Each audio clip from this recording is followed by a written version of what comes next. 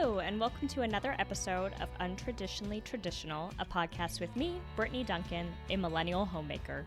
Join me each week as I share all the things I've learned that make keeping your home, garden, and life running smoothly, all while working.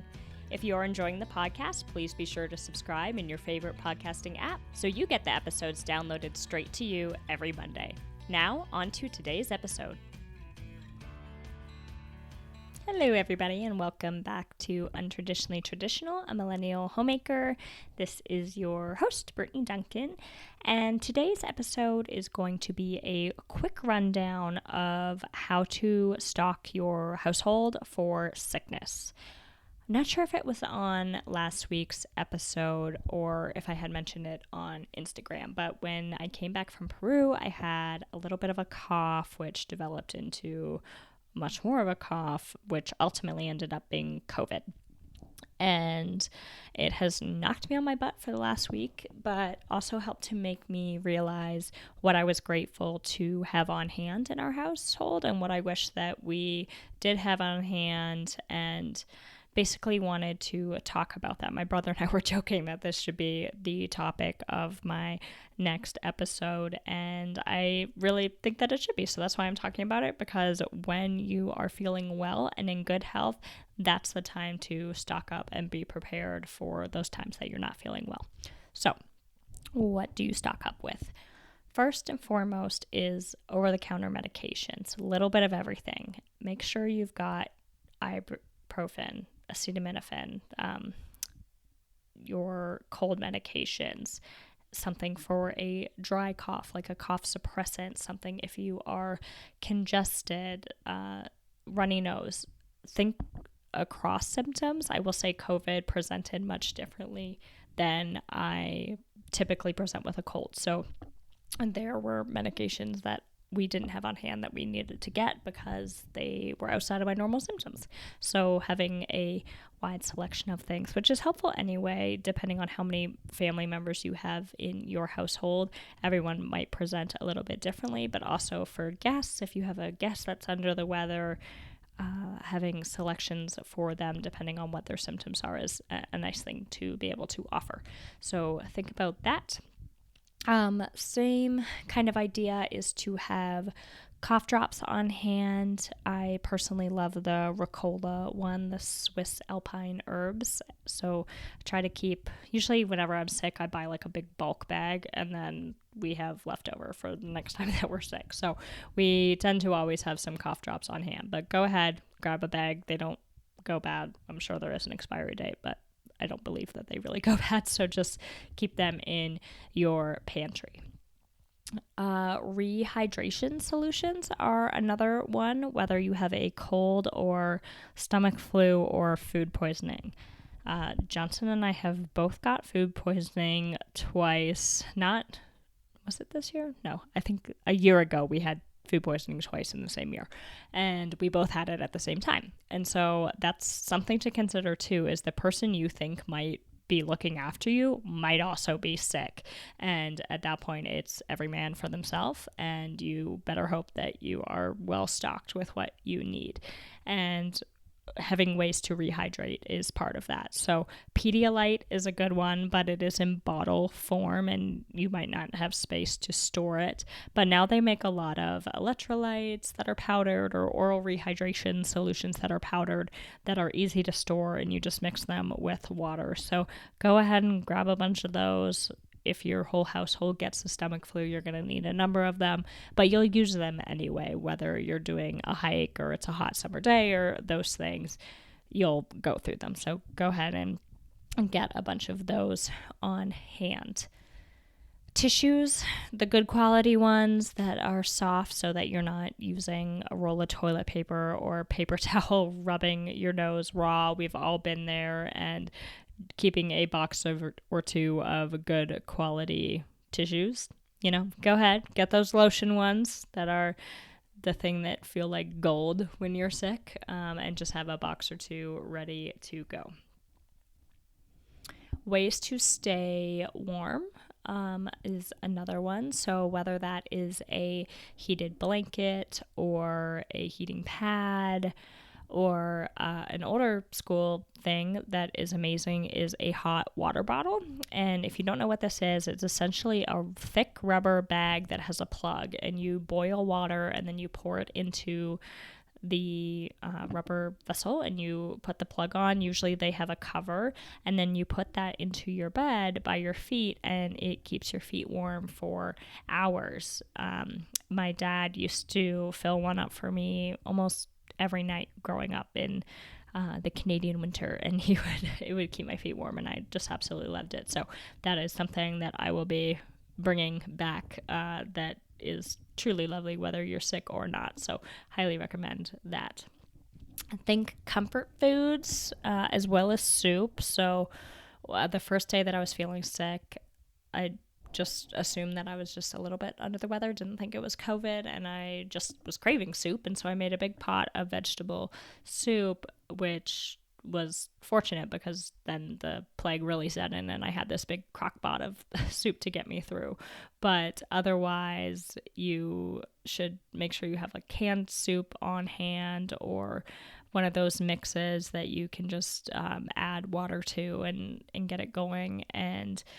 But also comfort foods. What is that for you? For me, it's my mom's mac and cheese, which is hard to come across when she's not in the state of Idaho. But Johnson did bring me some from takeaway one night, and that made me feel great. But having some of those things on hand and in the freezer so that you are ready to go and you have them.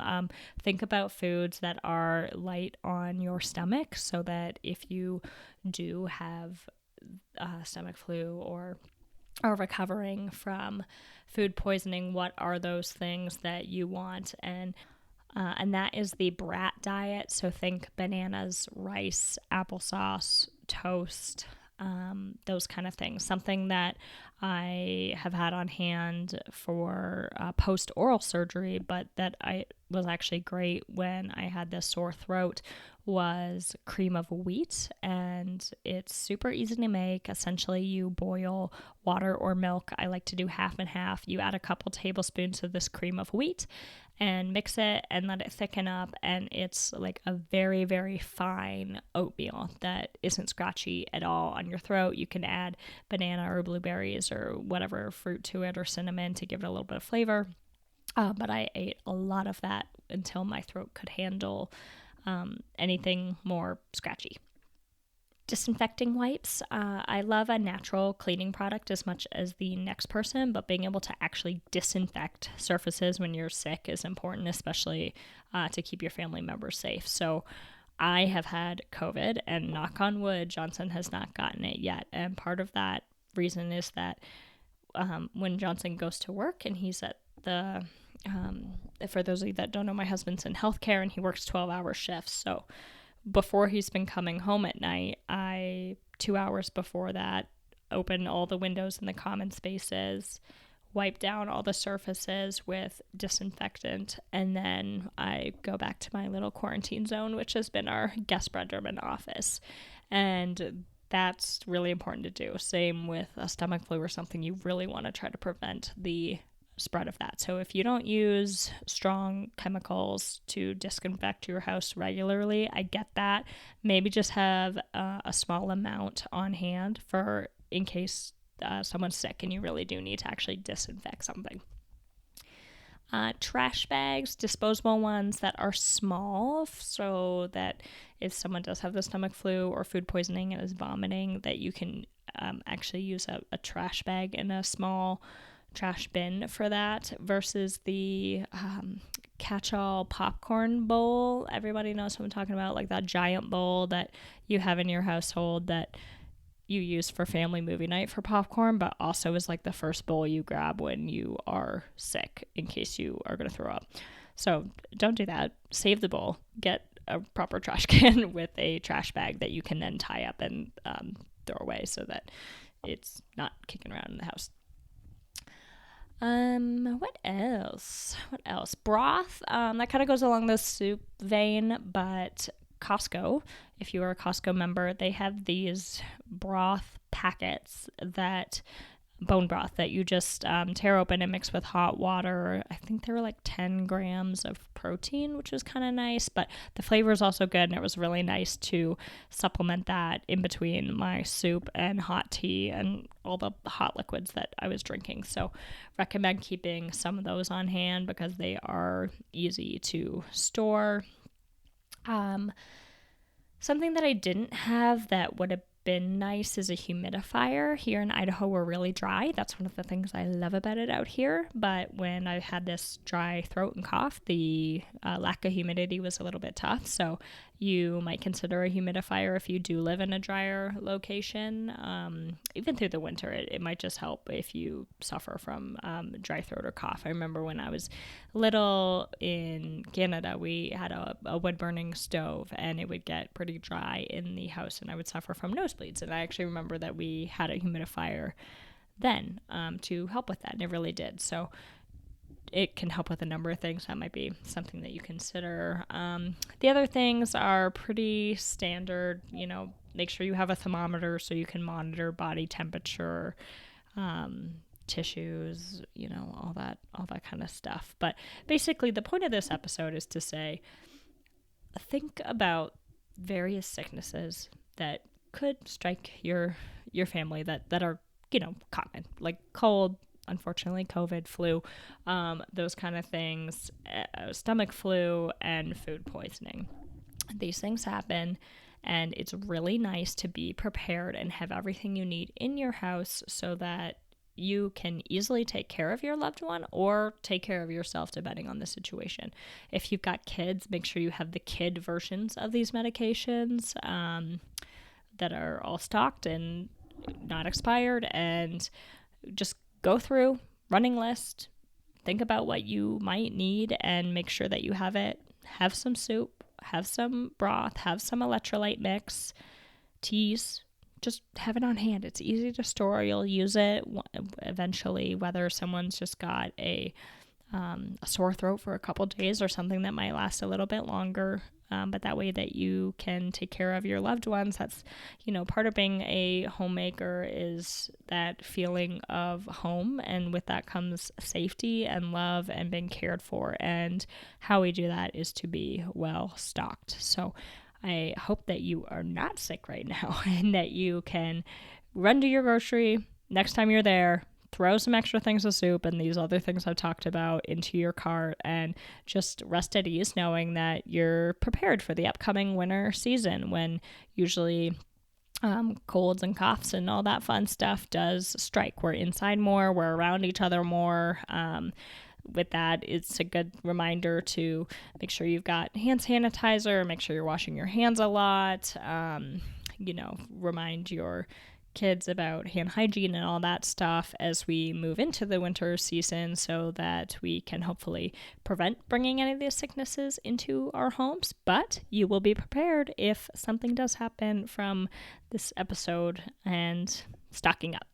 All right, that is all for now, except for one very exciting announcement. Our chickens have started laying. Well, I should say our chicken.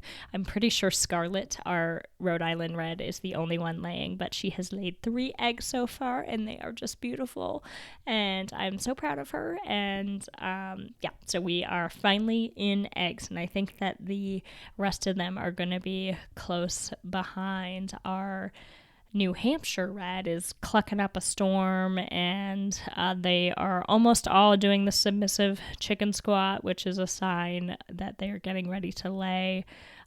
We have a New Hampshire Red, a Rhode Island Red, and a Barred Plymouth Rock, and those will be our first layers. And then we have 3 Americanas, which lay those pretty blue eggs, but from what I've read, they can take a little bit longer to come into eggs. So excited to have some eggs and hope that the rest of the girls will be close behind Scarlet.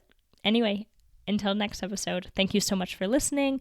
If you have not left a review yet, I would love if you would do so. You can do that on Apple Podcasts and let me know what you're loving about the podcast. In between episodes, you can find me on Instagram at untraditionallytraditionalpod, and I'd love to hear from you. It's been really fun being part of this homemaking community of like-minded people and the connections that I've been able to make through the podcast and Instagram. So I've really loved that and would love to get to know you. Okay, thanks, y'all. Thank you for listening to this episode of Untraditionally Traditional. If you enjoyed the podcast, please share it with those special people who would love it too, and write a review. For more tips and photos of my home and garden, follow Untraditionally Traditional Pod on Instagram.